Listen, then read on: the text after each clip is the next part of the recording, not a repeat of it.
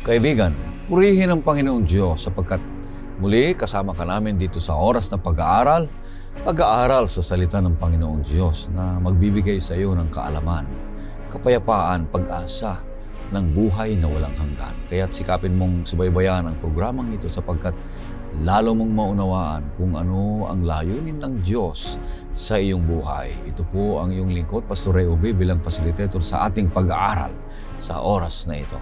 Binabati ko ang lahat ng mga kaibigan at mga kapatid, lahat ng mga naririto na nanonood at nakikipag-aral sa talakayan ng ating leksyon sa linggong ito mula sa Luzon, Visayas at Mindanao at sa buong mundo. Saan ka man kaibigan, pagpapalain ka ng ating Panginoong Diyos. Maraming salamat na ikaw ay masipag na nagsusulat at naglalagay ng comment dyan sa comment section sa ating YouTube channel at binabahagi ang programang ito. At dito namin nalalaman, nakikita kung saan nakakarating ang programang ito. Gayon din, gusto naming batiin ang mga ginigiliw naming mga taga-subaybay sa AWR 89.1. Dalangin namin na patuloy kayong palakasin ng ating Panginoon Diyos. Ngayon, ang mga kasama natin dito sa pag-aaral ngayong trimestre at ganun din ngayong linggo ay si Pastor Bong Fiadacan. Siya po ang President ng Hope Channel Philippines at siya rin ang Communication Director dito sa Northern Luzon Philippine Union Mission. Kumusta kayo, Pastor Bong? Mabuti naman. Maraming salamat, Pastor Ray. Tayo po ay nagpapasalamat na binigyan muli tayo ng pagkakataon ng ating Panginoon upang makapag-aral ng kanyang banal na salita. Nawa po ay buksan natin ang ating pong puso at ang ating isipan upang lalo pang tumanggap ng mga mabuting balita. Alright, ang ating pangalawang makasama natin dito ay walang iba, kundi ang ating direktor ng Sabbath School and Personal Ministries dito sa Northern Luzon Philippine Union Mission. Walang iba kundi si Pastor Jules Bermudez. Kumusta kayo, Pastor Jules? Purihin natin ang Panginoong Diyos, Pastor Bong at Pastor Ray, at binigyan muli tayo ng pagkakataon upang mag-aral ng kanyang mga ginintuang salita. At tayo ay nagpapasalamat na patuloy sa mga ating taga-subaybay at tagapakinig na kung saan ay palagi tayong sinasamahan sa atin pong pag-aaral ng kanyang salita. Sa ating pagpapatuloy, nais kitang aniyahan, kaibigan, sa isang panalangin. O Panginoong Diyos sa maraming banal, narito na naman ang bawat sa amin upang pag-aralan namin ang mga salitang nagbibigay sa amin ng kalakasan at ganoon din magiging tapat ang bawat sa amin sapagkat nakakausap namin kayo sa pamamagitan ng pag-aaral ng inyong mga salita. Purihin ang iyong pangalan at nawa po ang banal na Espiritu ang siyang magministeryo sa bawat sa amin. Ito hiling namin sa pangalan ng aming Panginoong Jesus. Amen. Ang ating pang-apat na paksa na ating pag-aaralan ngayong linggo ay may pamagat na ang mga salot. At ang talatang sa uluhin matatagpuan sa Exodo 9:35. Ito pong sinasabi, ang puso ni Faraon ay nagmatigas at hindi niya pinayagang umalis ang bayan ng Israel, gaya ng sinabi ng Panginoon sa pamagitan ni Moses. At buuin natin ang ating leksyon. Talakayin natin ito sa 3 punto lamang at nag-umpisa ito ng letter D. Una ay divine duel. Ibig sabihin nito ay God versus the deities of Egypt. Ang pangalawa ay deliberate defiance. Ito naman yung hardening of Pharaoh's heart. Pag-aralan natin yan. At ang pangatlo ay dramatic deliverance. God's purpose in the plague. Bakit may mga salot na dumarating, mga kaibigan. Kaya ang unang magbibigay sa atin ng pagpapaliwanag sa unang punto na divine duel ay ibigay natin kay Pastor Jules. Pastor Jules. Pastor Ray, nagtapos tayo sa atin pong pag-aaral nung nakaraan sa Kapitulo 7, 1 hanggang 7. Ngayon ay mag-umpisa tayo sa ating pag-aaral, Kapitulo 7, 8 hanggang 12, mula dito sa ating pinapag-aralan ngayon. At ating makikita mula rito sa Kapitulo 7, 8 hanggang 12 ay nagsisimula ito sa pagbubunyag ng kapangyarihan ng ating Panginoong Diyos sa harapan ni Haring Paraon. Kanya nga't kung ating titingnan, nagbigay siya ng isang himala at ito yung paunang himala sa mas marami pang mga himala na ibibigay ng ating Panginoong Diyos sa Ehipto. So kung ating titingnan, yung mga sumusunod na himala ay sa pamagitan ng 10 salot, na ang 10 salot na ito hindi lamang natural na mga sakuna o mga palatandaan ng banal na galit ng Diyos. Ito ay isang direktang paghaharap ni Yahweh at ng pansyon ng mga Diyos ng mga Ehipto. So dito makikita natin yung duel between the deities, ang Diyos na makapangyarihan at ang pantheon god of the Egyptians. So, ang bawat salot ay estratehikong binuwag ang kapangyarihan at kredibilidad ng isang particular na Diyos ng Ehipto. Halimbawa na nga lang yung Diyos nilang si Hapi, si Heket, si Geb, si Hator at saka si Ra, na nilalantad ang kahinaan ng huwad na pagsamba at pinagtitibay ang katastaasang kapangyarihan ng buhay na Diyos. At ito'y pinatutunayan nito sa aklat ng Exodo, Kapitulo 12, ang talatay 12. Pakibasa nga, Pastor Ray, ang Exodo 12, ang talata ay 12. Sapagkat ako'y dadaan sa lupain ng Ehipto sa gabing iyon at aking pupuksain ang lahat ng mga panganay sa lupain ng Ehipto, maging tao man o hayop, at ilalapat ko ang hatol laban sa lahat ng mga Diyos ng Ehipto. Ako ang Panginoon. So dito ating makikita na ang duel between the deities, yung mga himala na naipakita, lalong-lalo na yung mga 10 salot, ay pinapakita dito yung kahinahan ng huwad na pagsamba at yung pinagtibay naman yung kapangyarihan ng ating Panginoong Diyos.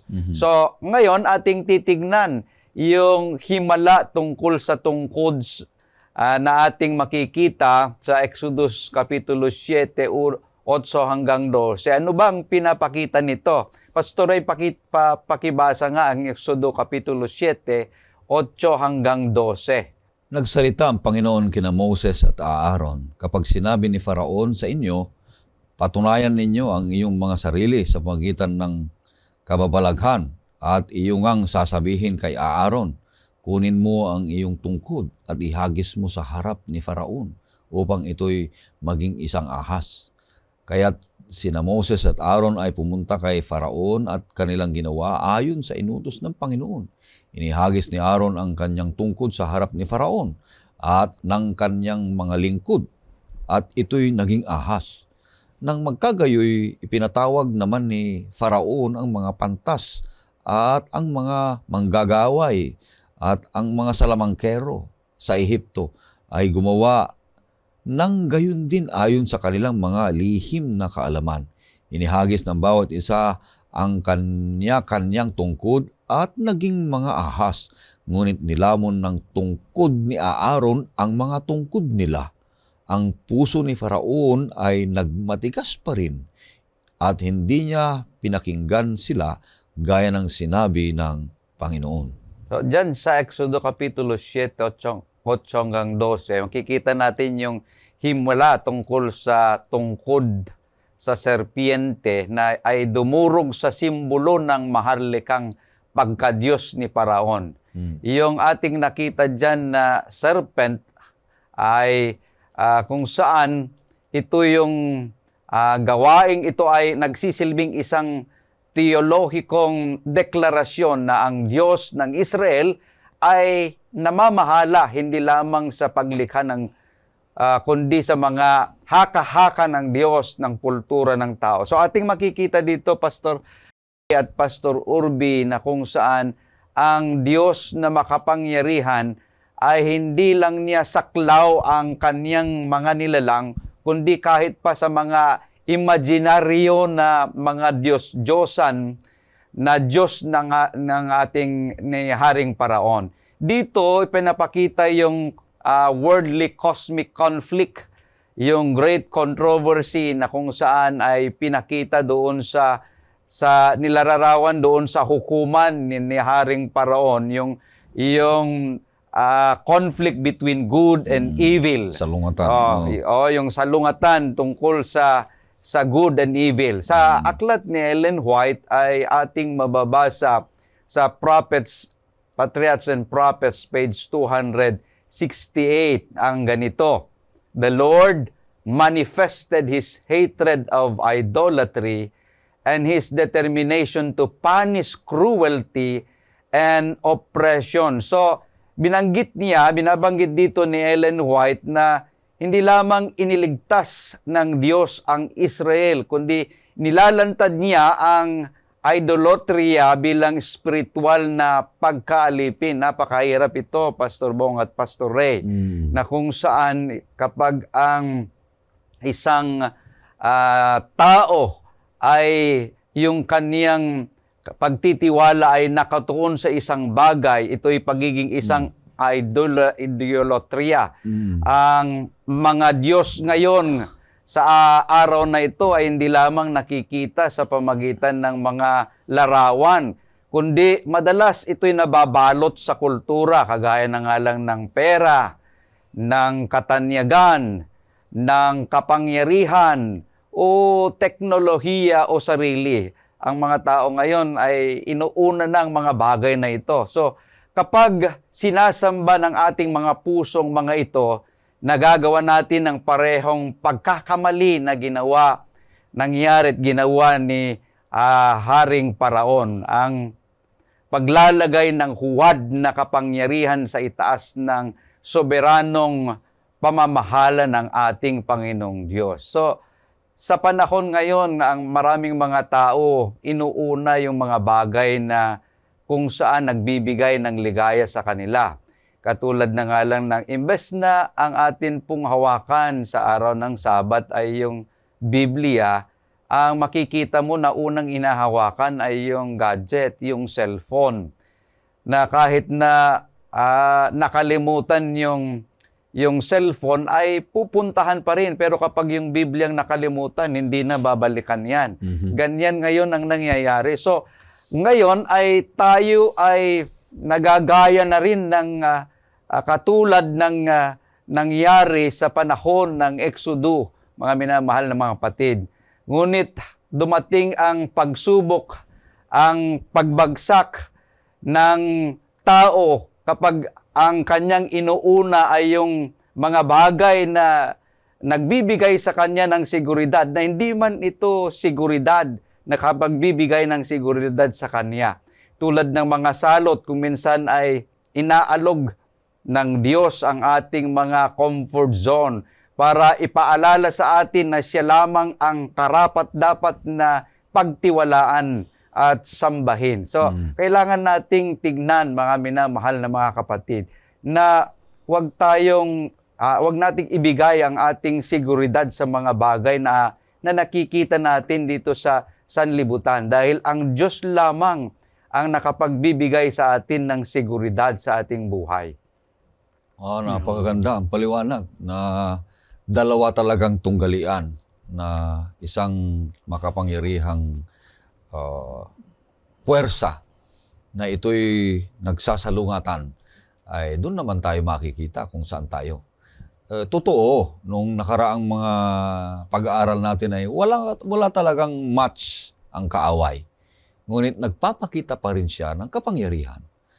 Ngunit tayo naman ay totoong matalino at meron tayong kapangyarihan na ipinakita sa atin ng Panginoon Diyos sa magitan ng Banal na Espiritu ayon sa kanyang mga kasulatan. Tayo ay madali nating matansya at makita, maunawaan kung alin talaga ang kalooban ng ating Panginoon Diyos, mga kapatid. Kaya wag nating pagmatigasin ang ating kaisipan na tayo'y talagang maniwala sa Panginoon Diyos, na siya ang pinagmumulan sa lahat ng mga bagay. Kaya yung totoo yan, Pastor, yung mga gadgets ngayon ay ahas ng mundo. kung gagamitin ito sa walang kabuluhan, kung kasalukuyan ng pagsamba, Pastor Bong, yun naman ay nag-i-scroll, ay naku, meron akong pinicture noong Biyernes, sa isang simbahan. Sa likod lang ako, tiningnan ko yung isang kapatid habang nagsesermon yung elder gumaganon gumaganon niya. Tinitingnan ko yung kanyang Facebook ang kanyang tinitingnan. Ay siya nakakalungkot, kapatid. Kaya hindi maganda ito. Dalawang kapangyarihan na maglalaban lagi sa ating isipan, at yung technology ang isang kapangyarihan ng mundo kung hindi natin gamitin ito ng maayos. Pastor, iniisip natin siguro yung binanggit kanina ng mga deities, no, ng Egypt. Parang sabihin natin, parang wala naman ngayon yun. No? Si Ra, sino pa ba namang naniniwala doon kay Ra? Sino pa ba naman naniniwala doon sa mga Diyos-Diyosan ng mga Ehipto? Pero kung titingnan po natin, yung mga Diyos-Diyosan nila noon, ay Diyos-Diyosan pa rin ngayon. Nag-iba lang yung anyo. Mga pangalan.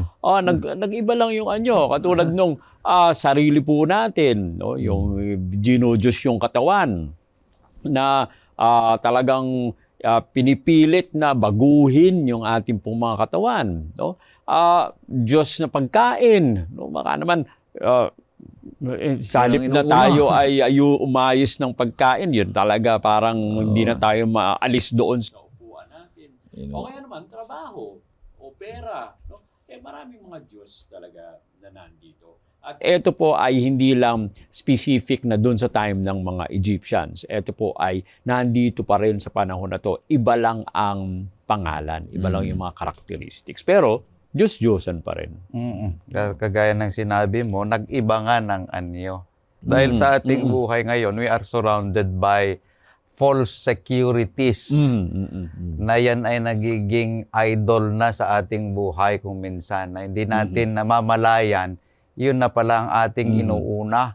At akala natin ito'y nagbibigay sa atin ng seguridad. Ngunit kung ito'y tanggalin na ng Panginoong Diyos sa atin, doon na natin makikita na ito pala ay hindi pwedeng seguridad ng isang tao.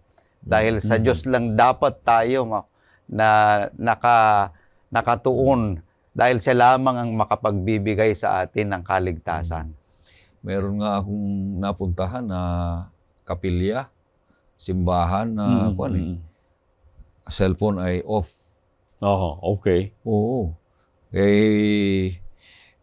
Meron tayong application dyan sa Bible at saka yung sa Sabbath School na mga applications na magagandang basahin. Paano? Di pina-open ko. Di binuksan. Pero inaprubahan nila na ang phone ay sarado. Kaya pwedeng gamitin ang cellphone sa kapilya kung ito'y magandang paraan. Pero pag hindi maganda at iba naman ang tinitingnan, panahon ng pagsamba panahon ng pakikinig ay iba naman ang pinapakinggan, tinitingnan ay taliwas ito. Nananalo ang kaaway. At nananalo ang deity ng Ehipto. Kaya tayo ay mag-ingat, kapatid. Dalawang duelo na kapangyarihan. Panalunan natin ang Panginoon Diyos dahil mas makapangyarihan siya. Tayo'y magtagumpay kung tayo ay lalapit sa Kanya at ibigay natin ang ating buhay. Ang pangalawang letter D ay deliberate defiance. Pangalawang punto, ipapaliwanag sa atin ni Pastor Bong. Yan, okay. Now, dito po sa binabanggit po sa ating pong lesson about deliberate defiance, parang iniisip natin na pinatigas mismo ng Panginoon yung puso ni Pharaoh. Kung basahin po natin yung Exodus 7:3-4, masabi natin parang ang linaw naman dito na Panginoon mismo ang nagpatigas ng puso ni Pharaoh.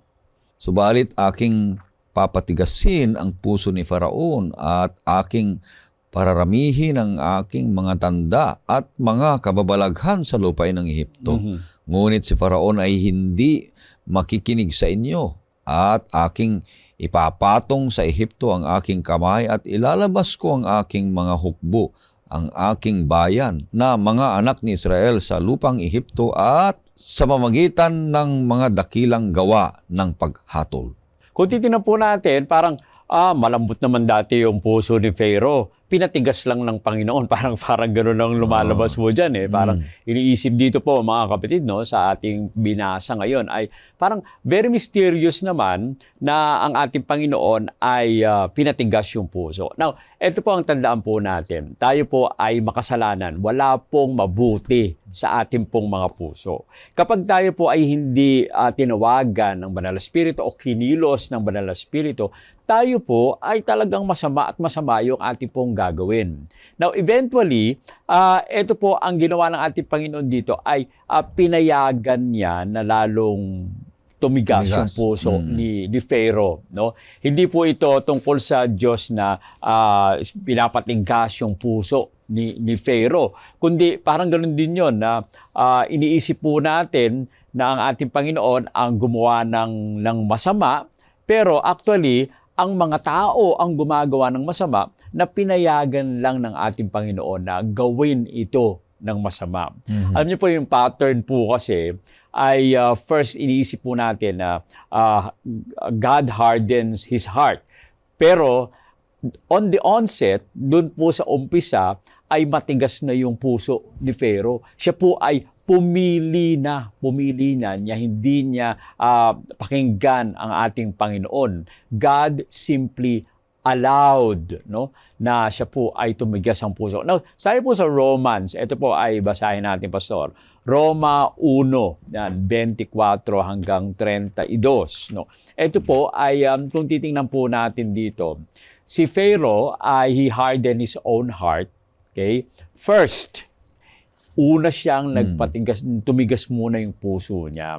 At ang ating Panginoon simply allowed. No? Ito po yung binabanggit po natin. Simply allowed. Unfortunately, parang inaangkin na ng ating Panginoon o inaako na ng ating Panginoon yung pagtigas ng puso ni Pharaoh. No? Tingnan po natin, Pastor. Kaya't dahil sa mga pagnanasa ng kanilang mga puso ay hinayaan sila ng Diyos sa karumihan upang lapastanganin ang kanilang mga katawan sa kanilang sarili sapagkat pinalitan nila ang kasinungalingan, ang katotohanan ng Diyos at sila'y sumamba at naglingkod sa nilalang sa halip na sa lumalang na siyang pumupuri magpakailanman. Amen. Dahil dito hinayaan sila ng Diyos sa mga mahahalay na pagnanasa.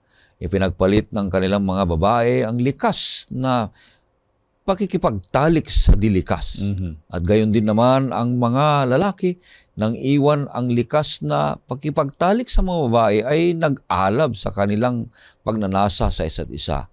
Gumagawa ng kahalayan ang mga lalaki sa mga kapwa lalaki at tumanggap na sa kanilang sarili ng kaparusahan ng kanilang pagkakamali. At palibhasa ay hindi nila minabuting kilalanin ng Diyos. Hinayaan sila ng Diyos sa isang mahahalay ng pag-iisip upang gawin ang mga bagay na di karapat-dapat. Napuno sila ng lahat ng uri ng kasamaan, kalikuan, kasakiman, kahalayan, at puno ng inggit, pagpaslang, pag-aaway, pandaraya, katusuhan, may hilig sa tsismis, mga paninirang puri, mga napupuot sa Diyos, mga walang pakundangan, mga palalo, mga mapagmataas, mga manggagawa ng masasamang bagay, mga swail sa mga magulang, mga hangal, mga hindi tapat sa kanilang mga pangako, hindi mapagmahal, mga walang awa. Kung titingnan po natin mga kapatid, no, ang ating Panginoon ay pinayagan. God allowed, no, na sila po ay ganon ang mangyari. Pero kung titingnan po natin, kung aalis ang ating Panginoon sa ating pong mga puso, dahil tayo ay makasalanan, yun talaga yung gagawin. Napakadami yung listahan na nilagay po dyan ng mga masasamang mga gawa. Ito po ay nangyayari dahil sa wala ang Panginoon, umalis ang ating Panginoon o inihayaan sila ng ating Panginoon. Now, hindi po natin pwedeng sisihin ang ating Panginoon, no, sa ating pong mga nagagawang masama dahil ito po, we have been given a power to choose. Now, kung tinignan po ninyo yung araw, ilan po ang araw? Isa lang. Oh. Isa lang ang araw. So, yung araw na ito, maaari ito na magpaganda ng ating pong kalusugan. Okay? Kailangan natin ng araw para magkaroon tayo ng vitamins. Now, eto rin namang araw na ito, kapag sumobra naman ang pagbibilad po natin, maaari ito mag-cause ng sakit. Okay? Now, itong araw na rin na to, kapag ito ay naarawan ng isang clay, for example, titigas ang clay.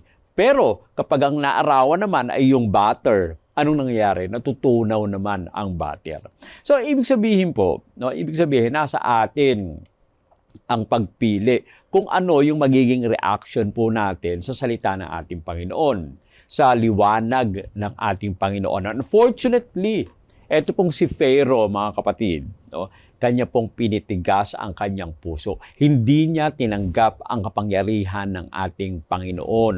Hindi ang Panginoon ang nagbigay sa kanya na siya ay maging masama. Hindi ang Panginoon ang nagpatigas ng puso niya. Pinili po niya na maging matigas ang kanyang puso. Now, sa ating pong buhay, maaari rin siguro na tayo po ay kinakausap ng banal na spirito, pinapaalalahanan tayo ng banal na spirito. Unfortunately, may mga pagkakataon na binabaliwala natin ang bulong ng banal na spirito. May mga pagkakataon na pinipili po natin na gawin pa natin yung mga masasamang mga gawain, pinipili pa natin na gumawa ng masama. Sa halip na tayo ay sumunod sa ating Panginoon. Alam niyo po, ang ating Panginoon ay gumagawa ng mga paraan para paalala sa atin yung ating mga dapat gawin. Siguro nare-realize nyo rin po yan. May mga time na parang ikaw ay gagawa na ng masama o gagawa ka ng kasalanan. Biglang merong dadating. Ikaw naman ay mapapatigil na gumawa ng masama kasi may dumating na tao. At yun ang mga pagkakataon na dapat ikaw ay ma-realize mo na, binibigyan ako ng pagkakataon ng ating Panginoon na magbago. Huwag gawin yung aking gagawin. Unfortunately, pag umalis na yung tao, nandun pa rin ulit yung desire natin. Sa halip na tayo ay tumalikod at umalis doon sa lugar, ay iniisip natin na mas mabuting gawin o mas gusto nating gawin. Kaya ganito rin po ang nangyari kay Pharaoh. Sabi po ni Ellen White sa kanya pong librong Patriarchs and Prophets, page 268. Pong sabi, there was no exercise of supernatural power to harden the heart of the king. Every display of infinite power rejected by him rendered him more determined in his rebellion.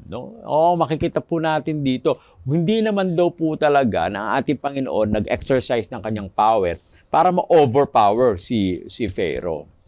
Talagang gumamit lang o pinili lang ni Pharaoh na i-reject ang kapangyarihan ng ating Panginoon. Kaya lalo na sa kanya pong rebellion ay nagawa niya yung mga bagay na to. Alam niyo po, sa buhay po natin, mga kapatid, nandyan yung promptings of the Holy Spirit. Meron tayong sinasabi na sin against the Holy Spirit. Ano kaya yung sin against the Holy Spirit? Ito po pala yon. Kapag tayo po ay naging kalos na, wala na tayong pakiramdam na makinig doon sa dealings o yung promptings ng Holy Spirit, mga kapatid. Pag ang naging na tayo, manhid na tayo, yan na ay hindi na tayo magbabago. Kasi namanhid na tayo kahit naandyan ang banal na spirito, sumisigaw na sa atin, bumubulong na sa atin, kapag tayo po ay naging manhid na, hindi na tayo hihingi ng tawad. And that is the sin against the Holy Spirit. Wala na po tayong magiging pag-asa sapagkat hindi na tayo makikinig. Huwag po sanang mangyari yun, mga kapatid. Si Pharaoh, he hardened his heart. Hanggang sa ang ating Panginoon nagpakita ng kanyang kapangyarihan pero he hardened his heart. Hanggang sa namatay yung kanyang firstborn. Pero sabi, parang nagbago na siya, pinalaya na niya. Unfortunately, pagkalaya, ay na-realize niya na bakit ko nga ba pinalaya? Hinabol pa niya ulit ang mga Israelita hanggang doon sa Red Sea. At doon po siya namatay. Pero alam niyo po, Mm. mga kapatid, napaka-importante na yung mga maliliit na mga bulong, mahinang bulong ng Banal na Espiritu, kailangan po tayo ay maging bukas at ating baguhin ang ating pong mga gawi at tayo sumunod sa ating Panginoon. Napakaganda nito. Deliberate defiance. Napakaganda ang leksyon na nakikita natin dito, nagpaliwanag ni Pastor. Ano po? Na, oo, tumikas nga ang puso ni Paraon. May mga advantage din pala ito, Pastor Julius. Di ba sabi niya, papapatigas ang puso ni Faraon para mapaparami ang mga kababalaghan na ipinakita ng Panginoong Diyos. Kaya lang, ito naman ay paghihirap ng mga Israelita. Paghihirap ng mga tao. Kasi, biro mo yan, may mga mamatay pa. May paghihirap pa. Kaya, isang magandang halimbawa ito na, oo, minsan matigas ang ulo natin. Kaya lang, ang Panginoon Diyos, nariyan pa rin na nagpapakita ng mga maraming paraan para tayo mapabalik sa Kanya. Kaya purihin ang Panginoon Diyos. Huwag nating tularan ito. Huwag nating gagayahin ito na magmatigas tayo, Pastor. Kundi maging masunurin. Yung sinabi ni Pastor Bong kanina, Pastor Ray, na pinahintulutan ng Panginoong Diyos ay ako minsan, yan ang nangyayari sa bawat isa. Lalong-lalo na yung palaging nakakakinig ng katotohanan pero hindi niya tinatanggap yung mga katotohanan iyon. Yung espiritu ng ating Panginoong Diyos ay hindi palaging nagko-convict sa sinner. Kung ating babasahin sa chapter 6 ng Genesis, Pastor Ray, verse 3, ay napaka-liwanag yung binabanggit doon na ang espiritu ng Diyos ay hindi palaging namamalagi sa tao. Chapter 6, verse 3. At sinabi ng Panginoon, ang aking espiritu ay hindi laging nananatili sa tao sapagkat siya'y laman. So, ibig sabihin niya, katulad nung nangyari sa antediluvian, doon sa panahon ni Noah, sabi doon ay, their hearts were numb and no amount of miracles could persuade them. So, kahit si Haring Paraon makakita ng mga kababalaghan, yung kanyang puso ay hindi na matitinag doon sa kanyang paniniwala na siya lamang ang makapangyarihan. So, iyon yung sadyang pagsuway niya sa kapangyarihan ng ating Panginoong Diyos. So, napakahalaga na ating titingnan sa ating buhay na kapag merong udyok ng banal na espiritu, pakinggan mo. Dahil maya't maya ay hindi mo na marinig yan. Magiging matigas na rin ang iyong puso. No, kung titingnan natin, 10 plagues. No? 10 plagues. Hindi na bago yung puso niya. Yung pinakahuli, mukhang nabago na sana, pero hindi pa rin nabago. No? At yun na yung kinamatay ni Pharaoh. Kaya nga kung titingnan natin, sa buhay natin, baka may ganun din. No? Mga plagues din. May mga kababalaghan na nangyayari sa ating buhay, mga kapatid. Pero parang tumatalikod lang tayo, hindi natin iniintindi. One of the things na nangyari kay Pharaoh po, mga kapatid, ay dahil iniisip niya na kaya niya ring gawin yun, mga plagues na yun. Ganun rin po tayo kung iniisip natin na kaya nating gawin yung mga kababalaghan na magagawa ng ating Panginoon, kaya nating gawin sa sarili natin, ay hindi ho tayo susunod. Pero kapag tayo po ay nagpapakumbaba, no, at ating tinanggap ang salita ng ating Panginoon, makikita po natin yung kapangyarihan ng ating Panginoon. Kaya ito'y isang halimbawa na napag-aralan natin sa pangalawang punto, na habang tumitigas ang puso ng mga tao, doon naman nakikita natin ang kapangyarihan ng Panginoong Diyos at nakikita ang kanyang pangalan na maikakalat sa buong mundo na ang Panginoong Diyos ang may-ari at may akda ng ating buhay. Ang pangatlo dito, pupunta na tayo last letter D na pangatlo, deliverance o dramatic deliverance. God's purpose in the plague. Ito, yung 10 salot ba, Pastor Jules? Okay. Dito natin makikita yung madulang pagpapalaya ng Panginoong Diyos sa bayang Israel mula sa Ehipto. At makikita natin dito yung layunin ng Diyos sa mga salot. Bagaman nakakatakot ang mga salot, ay ito'y isang maawaing babala na binigay ng Diyos. Hindi basta-basta nagalit ng Panginoon.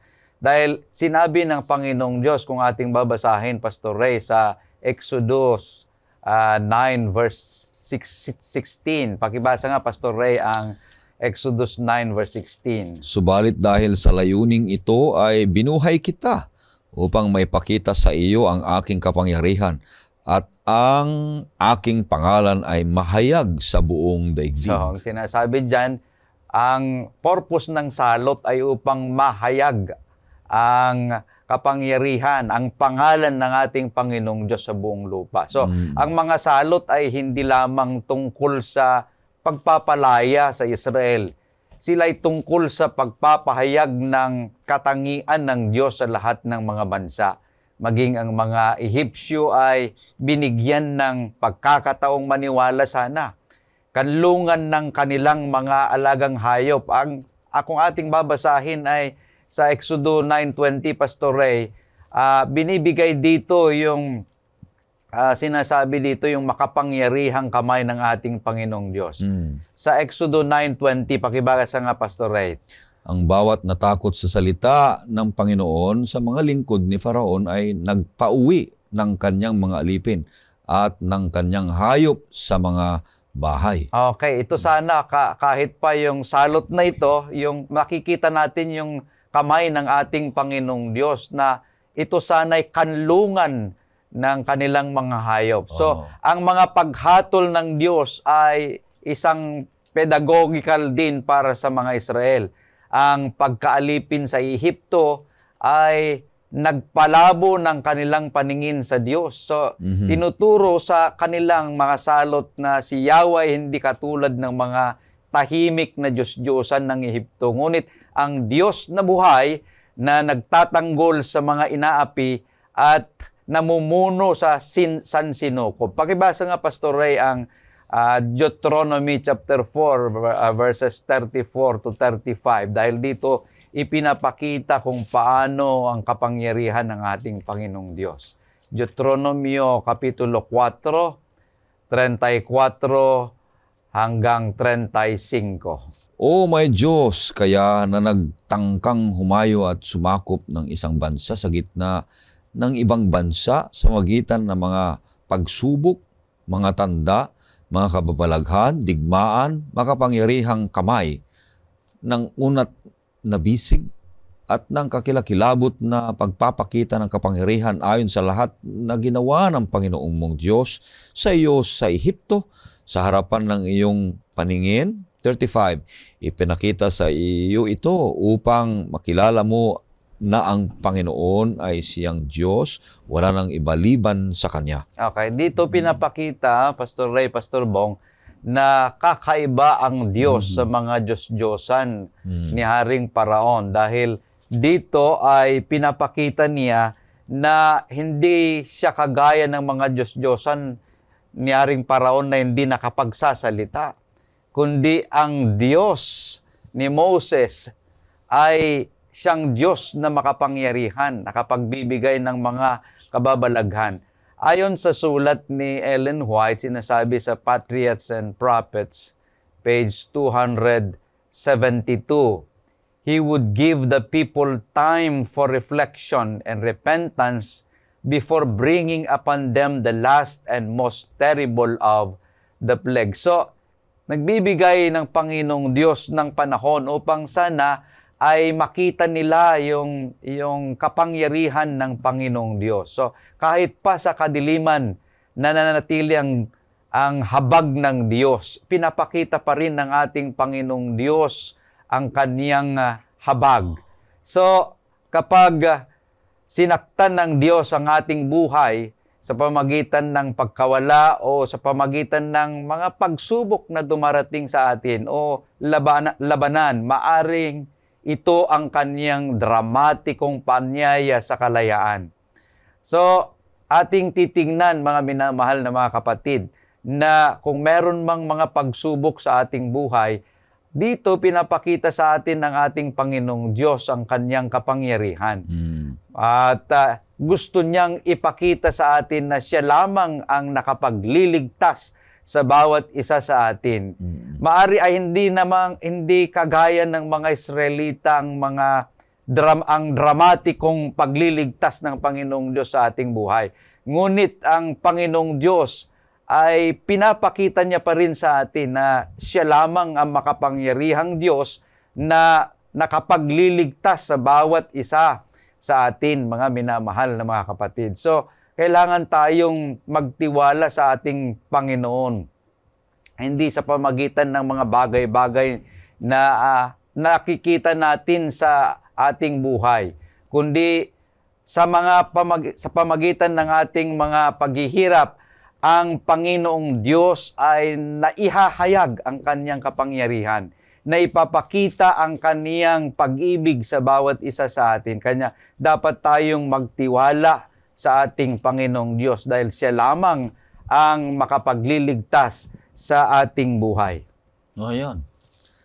Dramatic deliverance, nakita natin. Alam natin na yung mga 10 salot, di ba, Pastor, ay pinaliwanag mo naman na ang mga 10 salot na yan ay kung paano dramatikong iniligtas ng Panginoon Diyos. So yung mga 10 salot ay yung una hanggang 10, kanya-kanyang Diyos yan ng mga Ehipsyo. Yeah. So yung unang salot, tubig. So may Diyos sila sa tubig. Doon naman tinitira ng Panginoon Diyos na pinahihina ng Panginoon ang mga Diyos-Diyosan nila. Kaya kinontra lahat ng mga Diyos-Diyosan nila. Kinontra lahat ng Panginoon Diyos ang mga Diyos-Diyosan. Humina lahat ang mga Diyos-Diyosan ng mga taga-Ehipto. Kaya nagpakita ng kapangyarihan, dramatikong papaano iniligtas ng Panginoon Diyos ang mga Israelita doon sa pagkabihag sa Ehipto, mga kapatid at mga kaibigan. Kaya purihin ang Panginoon Diyos na lahat ng mga Diyos-Diyosan natin sa ngayon, na habang diniscuss ni Pastor kanina, ay kung ano man ang mga yan, ay mahihina lahat yan kumpara doon sa ating Panginoon Diyos. Gawin nating walang kahalili ang Panginoon. Walang karibal sa ating buhay. Siya lamang. Sapagkat mahina ang mga Diyos-Diyosan natin kung mayroon tayong Diyos. Lahat ng mga Diyos-Diyosan, ang simpleng ito ay, ang ibig sabihin ng Diyos-Diyosan ay kung ano yung pinaprioritize mo. So, laban sa Diyos. Kung hindi mo inuuna ang Diyos sa salapi, sa bahay, sa katawan, sa beauty mo, sa panahon, kung hindi mo inuuna lahat ang Panginoong Diyos, kung ano man ang inuuna mo, laban sa Diyos ay Diyos-Diyosan mo yon. Kaya kung halimbawa ay tungkol sa bahay, tungkol sa panahon, uunahin mo ang Diyos na may-ari at may akda ng ating buhay para hindi maging Diyos-Diyosan ang lahat ng mga bagay. Ang salot ay nagpapakita ng kapangyarihan ng Panginoong Diyos. Kung minsan, dumarating sa ating buhay ang mga paghihirap. Say for example, nung dumating ang COVID-19 dito sa pandemya. Pandemya, ang tao wala nang ibang sandigan kundi ang ating Panginoong Diyos. Ipinapakita at pinapahintulot ng Panginoong Diyos o ginagamit ng Panginoong Diyos ang mga bagay na ito upang sa ganon ay maipakita yung kanyang unmatched power sa mga sakit na yan. That truly God reigns. Siya lamang ang pinaka makapangyarihan sa lahat. Wala nang iba. So nga, no match yan. Pag ang Panginoon Diyos ay gumawa, no match yan. Pero sa tingin natin ay doon po muna tayo inuuna. Kasi yun ang muna nararanasan natin. Pero hindi natin agad-agad mararanasan kung ano ang resulta para sa ating Panginoon Diyos pagkatapos na iwan natin siya. Kung titingnan natin, Pastor, yung pangyayari doon, parang showdown no? Showdown between the God of Egypt, gods of Egypt, at God, the true God. Creator at God. Kung titingnan natin yung paglalaban nila, lahat ng gods nila talo. No? Talo lahat ng gods. Ano man Talo siya. talaga, walang no match eh.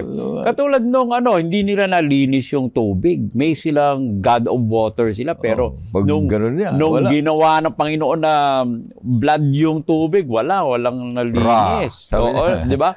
Nung Tawagin ng yung Diyos, lies, Diyos. yung lies ay ng ating Panginoon. Wala silang nagawa. Wala magawa. Yung frog, no, meron silang God of Frog. Inaano nila yon para malipol yung mga frog, pero wala silang nagawa. Pero kapag tayo ay nagtiwala sa, tingnan natin, dalawang kampamento. Yung kampamento ng Egypt at kampamento ng ating Panginoon, ng mga Israelita. No? Yung doon sa Egypt, nandun yung plagues lahat. Pero pag pumunta ka dito, sa kampamento ng Israel, wala doon. No?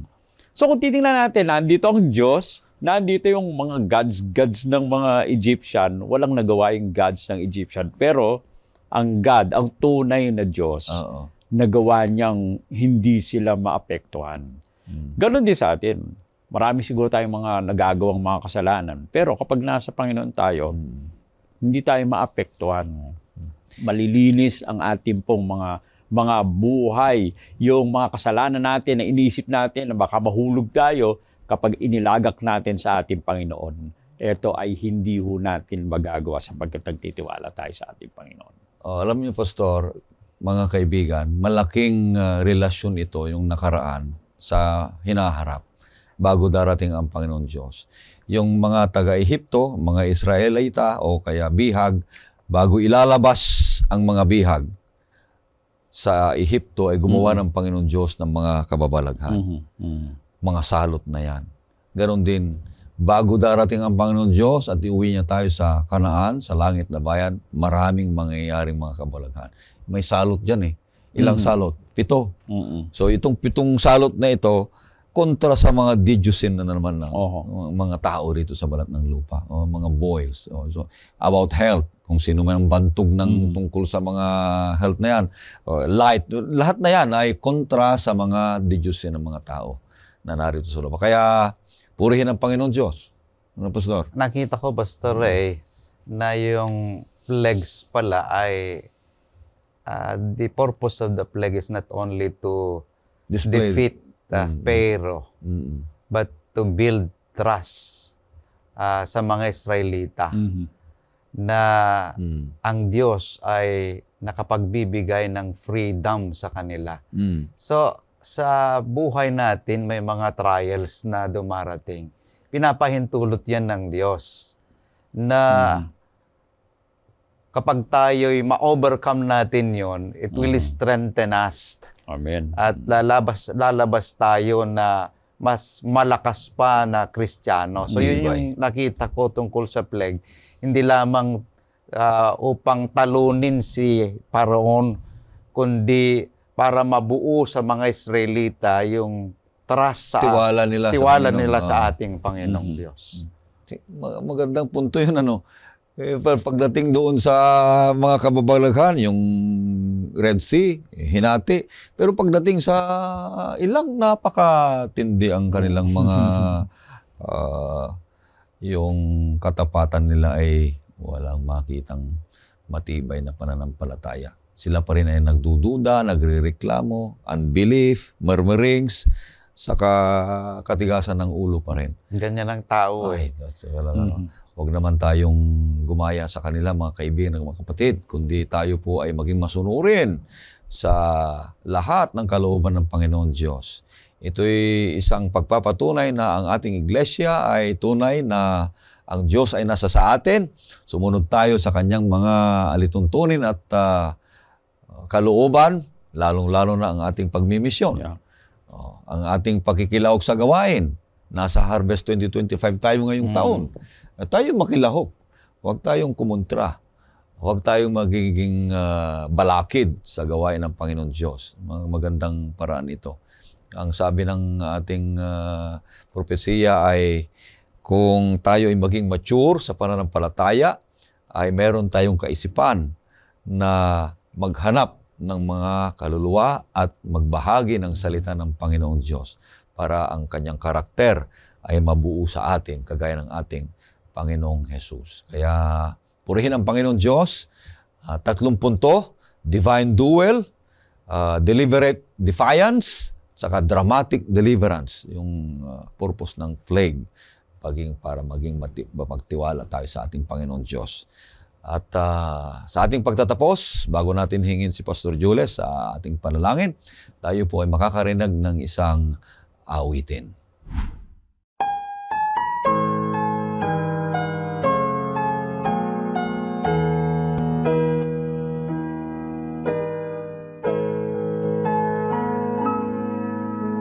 Manlalakbay tayo sa makitid na landas at nauna na sa atin ang iba.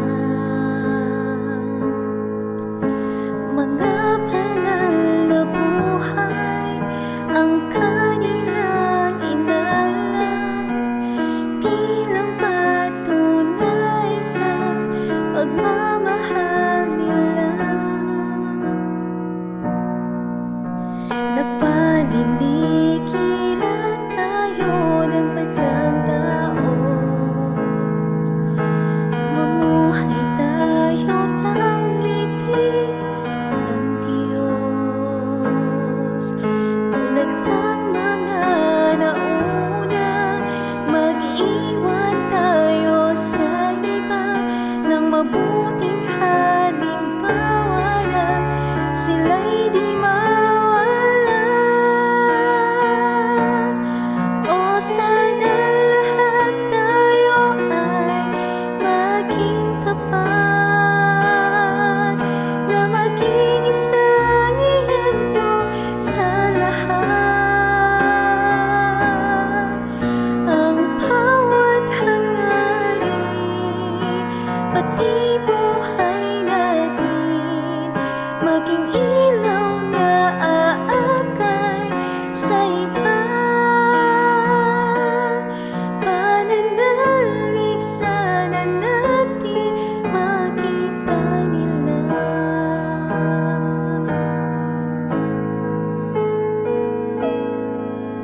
Pag natapos na ang buhay sa mundong ito at tiningnan na nila ang buhay mo,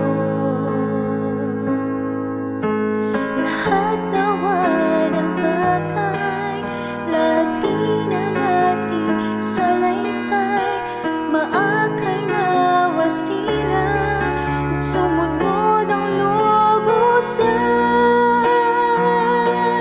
O sana lahat tayo ay maging tapat, na maging isang ehemplo sa lahat. Ang bawat hangarin, pati buhay natin, maging ilaw na aakay sa iba. O sana lahat tayo ay maging tapat, na maging isang ehemplo sa lahat. Ang bawat hangarin, pati buhay natin, maging ilaw na aakay sa iba. Pananalig sana natin makita nila.